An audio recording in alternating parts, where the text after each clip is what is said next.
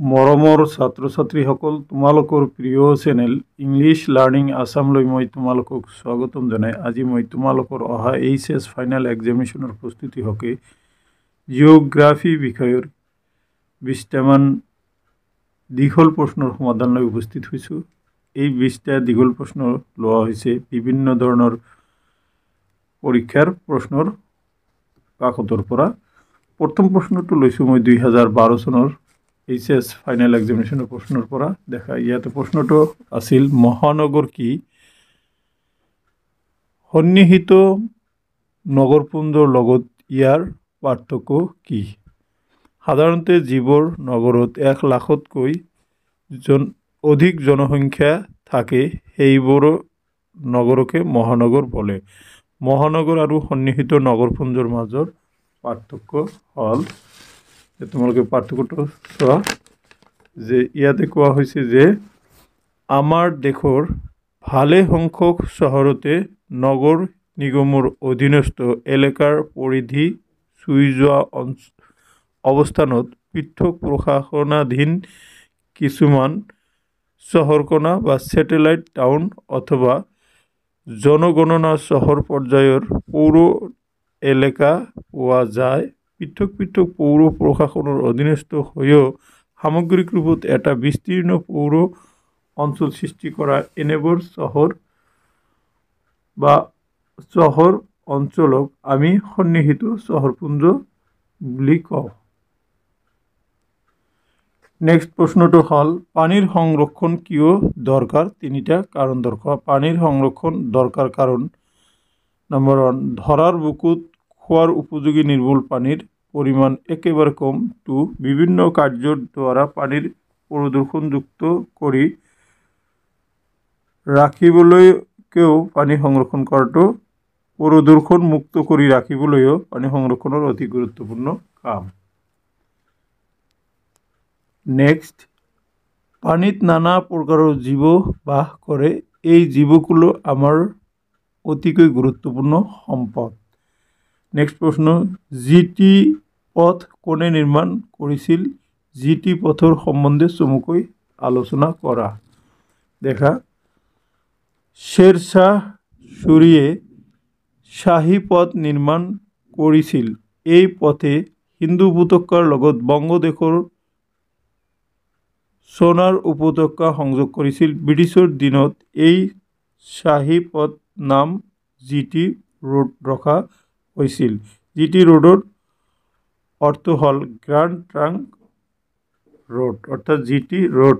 এই পথে কলকাতা আৰু পেছোৱাৰক সংযোগ কৰিছে। নেক্সট, এক নম্বৰৰ প্ৰশ্নলৈ আহা। এক নম্বৰৰ প্ৰশ্নত কোৱা হৈছে যে আন্তৰ্জাতিক বাণিজ্য বুলিলে কি বুজা? 2 ধৰণৰ প্ৰধান আন্তৰ্জাতিক বাণিজ্য কি কি? আমদানি আৰু ৰপ্তানিৰ মাধ্যমেৰে এখন দেশে অইন এখন দেশৰ লগত বাণিজ্যৰ ব্যৱস্থা কৰাকে আন্তৰ্জাতিক বাণিজ্য বুলি জনা যায়। উদাহৰণস্বৰূপে, ভাৰতবৰ্ষই চাহপাত, মৰাপাট জাতীয় ভালেমান শস্য বিদেশলৈ ৰপ্তানি কৰাৰ বিপৰীতে খনিজ তেল, লৌহ, তীখা, নানাবিধ খাদ্যদ্ৰব্য বিভিন্ন দেশৰ পৰা আমদানি কৰে। আন্তৰ্জাতিক বাণিজ্য 2 ধৰণৰ, যেনে পোনপটীয়া বাণিজ্য আৰু বহুপাক্ষিক বাণিজ্য। নেক্সট, জনসংখ্যাৰ দ্ৰাঘিমাংশ আৰু অক্ষাংশৰ বিস্তৃতি কিমান? অসমৰ দ্ৰাঘিমাংশ আৰু অক্ষাংশৰ বিস্তৃতি কিমান? অসমত কি ধৰণৰ জলবায়ু দেখা যায়?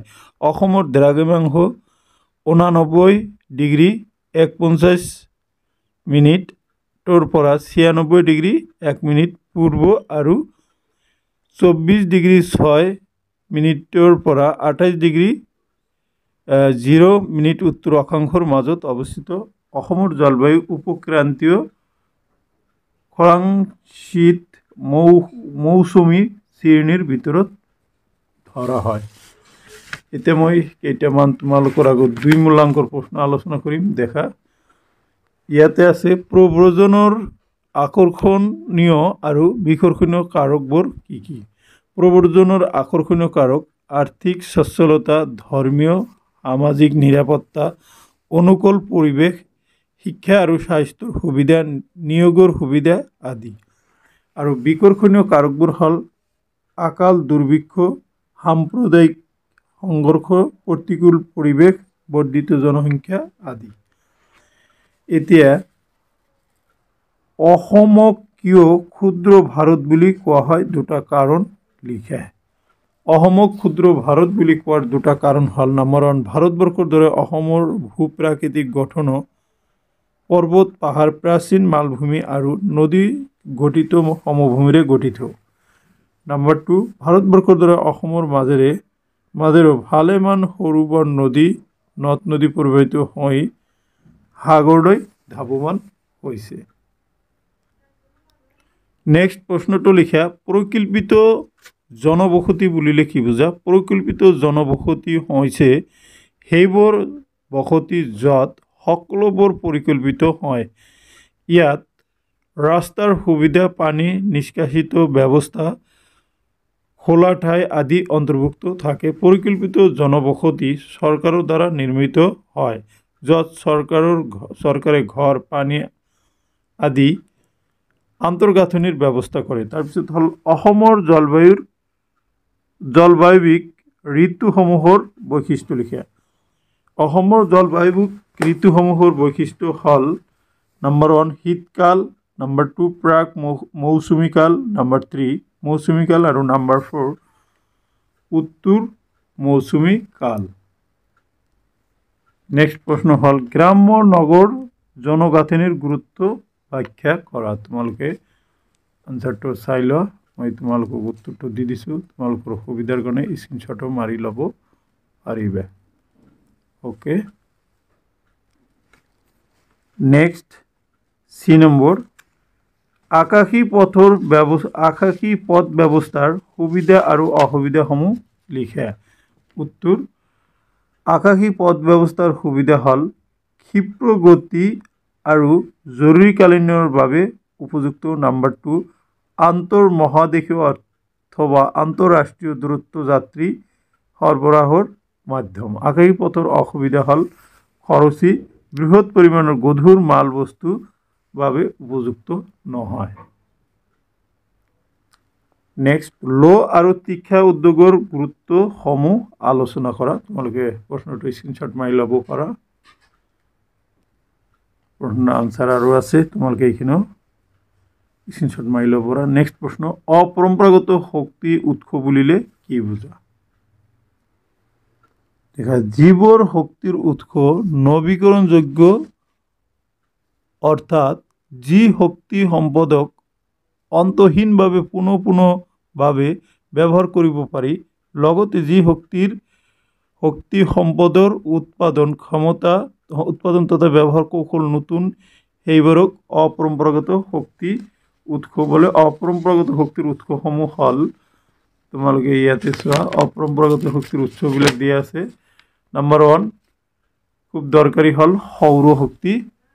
আপতিত সূৰ্যৰ ৰশ্মিৰ আলোক ভল্টীয় কোষ অৰ্থাৎ পোহৰ শক্তিক বিজুলী শক্তিলৈ ৰূপান্তৰ ক্ষম যন্ত্ৰত সংগ্ৰহ কৰা শক্তিক সৌৰ শক্তি বোলে। বায়ু শক্তি বা বতাহ শক্তি সম্পূৰ্ণৰূপে প্ৰদূষণমুক্ত আৰু নিঃশেষ হৈ নোযোৱা শক্তিৰ উৎস। নম্বৰ 3, জোৱাৰ শক্তি। সামুদ্ৰিক সোঁত অসীম শক্তিৰ ভঁৰাল স্বৰূপ। সাগৰত উঠা জোৱাৰ বা সোঁতৰ নানা প্ৰযুক্তি ব্যৱহাৰ কৰি বিদ্যুৎ শক্তিলৈ ৰূপান্তৰ কৰাকে জোৱাৰ শক্তি বোলে।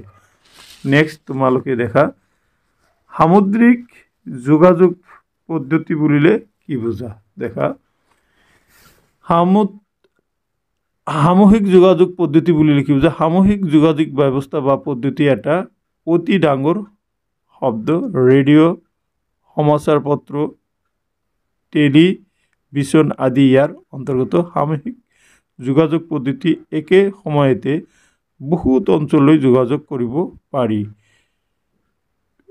প্ৰিণ্ট মিডিয়া, ইলেক্ট্ৰনিক মিডিয়া আদি সামূহিক যোগাযোগৰ পদ্ধতিৰ মাধ্যম। চ' মাই ডিয়াৰ ষ্টুডেণ্টছ, এইখিনি আছিলে আজিৰ এই ভিডিঅ'ৰ বিষয়বস্তু।